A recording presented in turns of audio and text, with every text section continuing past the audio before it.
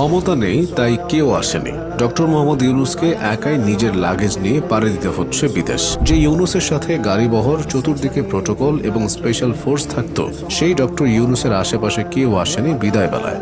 ভিডিওটিতে এমনই ফুটে উঠেছে এবং এই সবই চর্চা করছে সামাজিক যোগাযোগ মাধ্যম ব্যবহারকারীরা, যেখানে দেখা যায় বিদায় বেলায় প্রধান উপদেষ্টা ডক্টর ইউনূসের পাশে একজনও ব্যাগ বহন করার লোক ছিল না। তাকে বিদায় জানানোর বিশেষ কোনো আয়োজন ছিল না। অথচ যেদিন তিনি ফ্রান্স থেকে বাংলাদেশে এসেছেন, সেই দেশ থেকে তাকে ভিআইপি হিসেবে সম্মান জানিয়ে বিমানবন্দরে নিয়ে যায়। তিনি যখন প্রথম বাংলাদেশের মাটিতে পা রাখেন, তখন অনেকে তাকে ফুলের মালা দিয়ে বরণ করতে গিয়েছিলেন। অনেক নেতা ছিলেন, নাহিদ, সার্জিয়াস, হাসনাতরা। কিন্তু আজ কেউ নেই, কেউ বিদায় জানাতে আসেননি তাকে কেন্দ্র করে সাংবাদিক কিংবা সামাজিক যোগাযোগ মাধ্যম নেই কোনো মনোযোগ কিংবা বিশেষ আয়োজন। অথচ বিদায় রাষ্ট্রপ্রধান হিসেবে উচিত ছিল তাকে সম্মানজনক বিদায় দেওয়া, সঠিক নিরাপত্তা এবং সম্মানের সাথে বিদায় দেওয়া।